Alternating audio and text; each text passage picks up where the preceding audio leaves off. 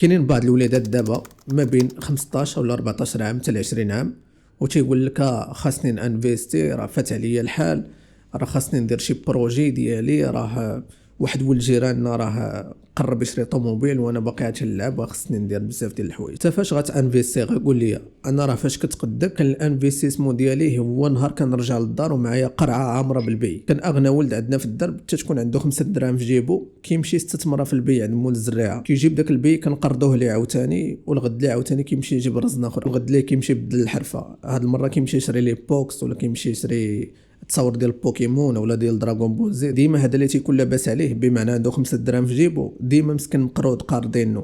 هذا بحال قلتي هو اللي مول هذا المشروع، هذا هو اللي مروج لنا الحركه. ما نعاودش لكم هذيك البيريود ديال الطفوله ما كنا كنضربوا حسبه حتى حاجه حرفيا. فقتي على السخره كتمشي تسخر، فقتي على المدرسه كتمشي مدرسه، فقتي على السفر كتسافر مع العائله بدون العلم حتى بالوجهه اللي غادي ليه. المهم كتكون مسافر وصافي وفرحان، ما هز معك حتى هم.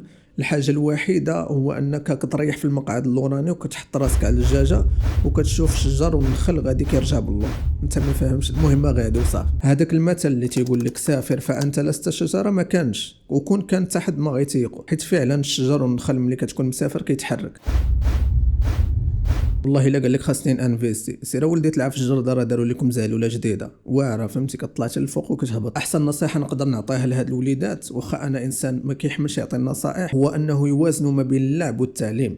وخاصكم تعرفوا ان اللعب والتعليم هما وجهان لعمله واحده. اللعب ما كنقصدش به طابلات تليفون وانت غير كتلعب فري فاير، لا، راه كنقصد تكون عندك هوايه خاصه وانت كتمارسها في اوج العطاء ديالك. وماشي بالضروره تكون عندك هوايه خاصه معروفه بحال الكره ولا التنس ولا السباحه، راه تقدر تكون غير كتزعل، راه بالنسبه لك هوايه. تقدر مثلا غير كتمشى وكتسارى، راه بالنسبه لك هذيك هوايه. المهم تكون انت كتمارس داكشي اللي كتبغي وانت في الاوج العطاء ديالك. مثلا انا ملي كنت صغير كنت كنوازن ما بين الدراسه والكره. انا هو هذاك النوع اللي تيريح حتى ل 11 ديال الصباح ولا العشرة، المهم قبل ما يكمل السوايع ديال المدرسه تيهز صبعو تيقول له استاذ راه خصني نخرج مع ال11 راه عندي حصه في الكره، فهمتي. المهم انا من داك النوع. غير هو الغلط اللي درت انا وداروه صراحه معظم جيل التسعينات، هو انه كنا كنعطيو وقتنا للكره اكثر من القرايه. داكشي علاش ما قريناش مزيان، ولا بغيتو صراحه هذا ماشي الغلط ديالنا او حتى الغلط ديال والدينا، لحقاش كاين اللي عنده والديه ما قارينش. المشكل كان بسبب بزاف ديال العوامل، بحال مثلا النقص في الاسس التعليميه عندنا في البلاد، عندنا عطل في تطوير التفكير النقدي والابداعي، وهذا التفكير النقدي والابداعي كيجي عن طريق الانشطه التعليميه واللي ما كانتش عندنا في المدرسه نهائيا، وبسبب بزاف ديال العوامل واحده اخرى بلا ما نذكرها. ومع الاسف العامل المشترك بين الجينيراسيون ديالنا حنا جيل التسعينات والجينيراسيون اللي عطلها دابا هو التعليم. هو في الحقيقه هذا عامل مشترك لكاع الاجيال اللي دازوا في تاريخ المغرب بدون استثناء. نرجعوا للطفوله ونقول لك ان اللعب واللهو هو اهم عنصر الاستقرار النفسي، خصوصا عند الناس اللي باقين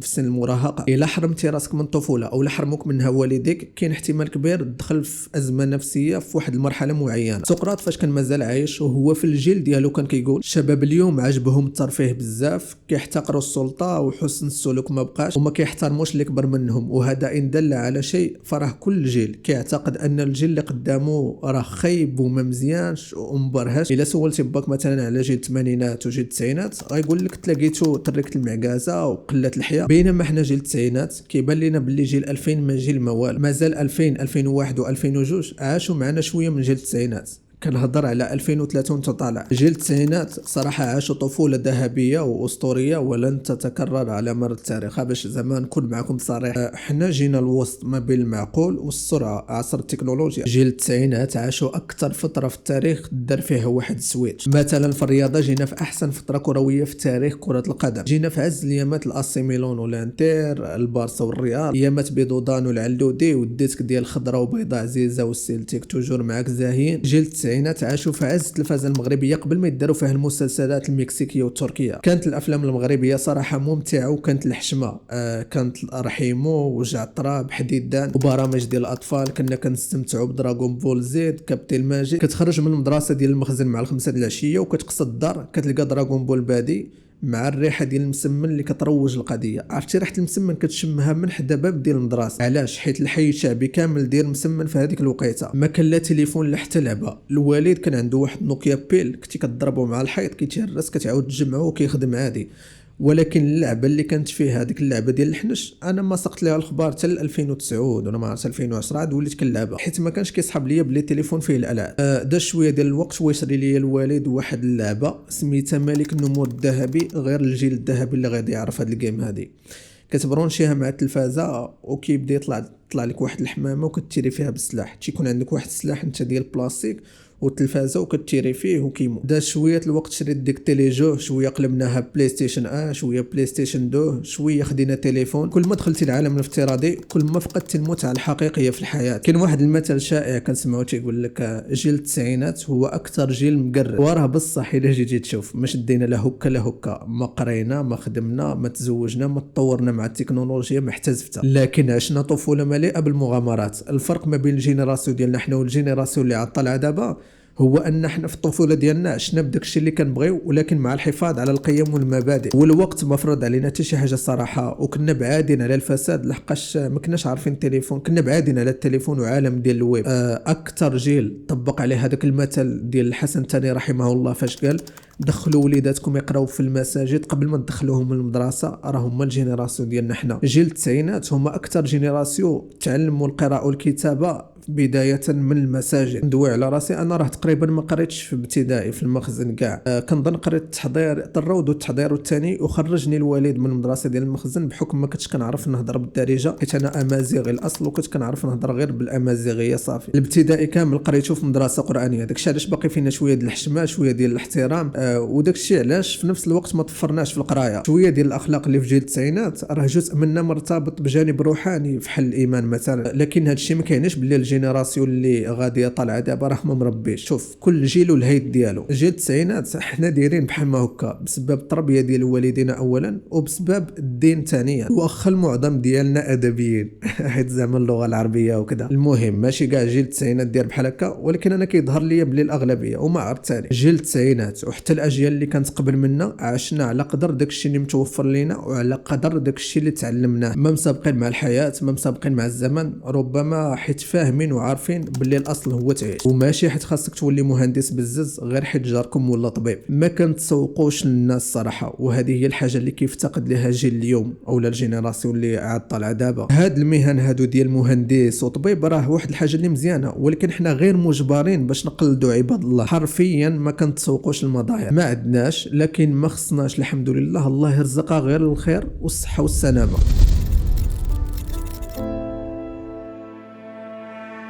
الجيل ديال دابا ما بقاش فحال الاجيال السابقه في اسلوب الحياه في التفكير وحتى في الطموحات. التغييرات اللي وقعت دابا في التكنولوجيا والثقافه والاقتصاد وحتى في القيم المجتمعاتيه خلات الشباب اليوم يعيشوا في واحد السباق مستمر، مسابقين على الثروه والزواج في واحد اللاج اللي مازال صغير. الزواج في هذاك السن المبكر راه مزيان، لكن الا كانت الظروف مسلكه اما انت مضارب ما بين تعيش راسك وتصوفي خوتك ووالديك غينسى شي حاجه سميتها الزواج غير باش نهضروا في اللوجيك بلا ما يبقى لك بنادم. لا راه من غير الا لقيتي شي بنت الناس في شكل وقادره انها تعيش معك وتعيش مع والديك في نفس الوقت. واحد السؤال، علاش هاد الشباب هادو ما كيستمتعوش بالطفوله على الاقل كيف ما استمتعنا بها حنا ملي كنا مازال صغار؟ وهاد التغيير اللي طرا واش واحد الحاجه اللي ايجابيه ولا سلبيه على هاد الشباب هادو؟ اولا ولا التكنولوجيا والانترنت هي المصدر الرئيسي للمعرفه والتواصل وحتى الترفيه، وهذا الشيء الا ما قلتش لك هو واحد من بين اسباب ان طريقه التفكير ديال هاد الجينيراسيون تبدلات، فراه غادي نقول لك هو السبب الرئيسي. العمر راه كيجري، لكن مواقع التواصل الاجتماعي كتحس به كيجري في وادو. عرفتي بحال ملي كيصيفط لك شي واحد اوديو طويل في واتساب وكتحاول تزربو في وادو ولا في وتروه بحال هكاك تماما، وكتولي مدوز الجزئيات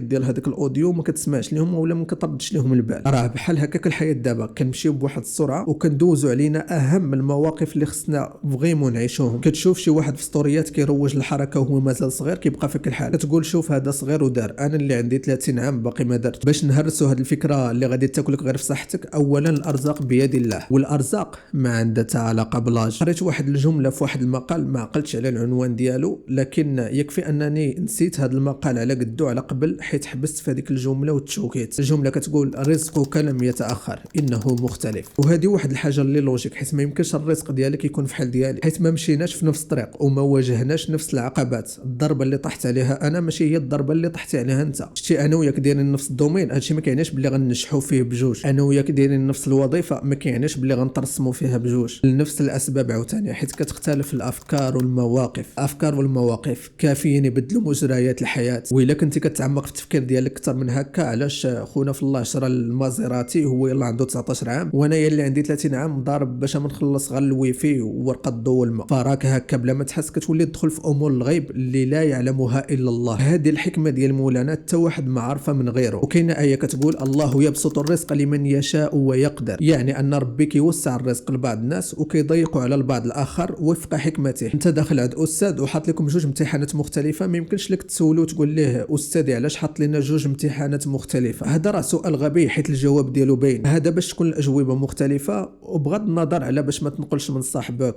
وما الى ذلك. راه نفس الشيء في الارزاق، ما يمكنش لك تحمق راسك علاش فلان دار وانا لا. وحذاري حيت هذا السؤال ديما كيجي من وراه الشر، يا مولاه كيمرض وكيجيبها في صحته، يا كيدي ذنوب بسبب الحسد. شي لهذا السبب علاش الرسول صلى الله عليه وسلم قال ديما قارن راسك باللي تحت منك باش تحمد الله على داك الشيء اللي عندك، داك الشيء اللي وصلتي ليه، والحمد لله على كل حال. الاغنياء او الناس اللي داروا الفلوس وهما مازالين صغار عندهم الحق في واحد الحاجه، وانا متفق مع هذاك المثل كيقول خدم في صغرك على كبرك. هذا المثل ما موافقش على ديك العيشه اللي عايشينها هما، عيشه الاغنياء والفلوس وكوكتيل وسط البيسين وبيسي. المثل كيعني انك تستثمر في ذاتك وانت مازال صغير بعيدا عن المال. الاستثمار في الذات بالنسبه لي راهم ثلاثه: الروحانيه اللي هي نصلح علاقتي مع الله، والصحه والمعرفه، والاولى راها مهمه حيت هي اللي غتفتح لك بيبان ديال الثانيه والثالثه. اما بخصوص المال تقدر ديرو بلا هاد الثلاثه اللي قلت لك. كاين بنادم ما عمرو حط جبهته للارض وكيشد 10 ديال المليون للشهر. الفلوس راه كتمشي وكتجي، ماشي بالضروره تكون انسان مسلم باش دير فلوس، اولا تكون عندك واحد المعرفه واسعه باش دير فلوس، خصوصا في هذا الوقت. لهذا عزيزي المشاهد غنقول لك باللي الطفوله مهمه بزاف في حياه كل انسان في هذا العالم. على الاقل ولادك ولا خوتك الصغار ما ديرش معهم نفس الغلط اللي داروا معك والديك اولا درتيه انت بيديك. ما تحرمهمش من الطفوله ديالهم على حساب المستقبل. خلي الدري يوازن ما بين اللعب والعلم. حتى الانبياء والرسل كيكونوا جادين في معظم الاوقات ديالهم في تبليغ الرساله، ولكن ان فوا تيتلاقاو مع الدراري الصغار تتولي فيهم روح الدعابه والبراءه والطفوله. رحم الله عبدا قال يا ليت الشباب يعود يوما.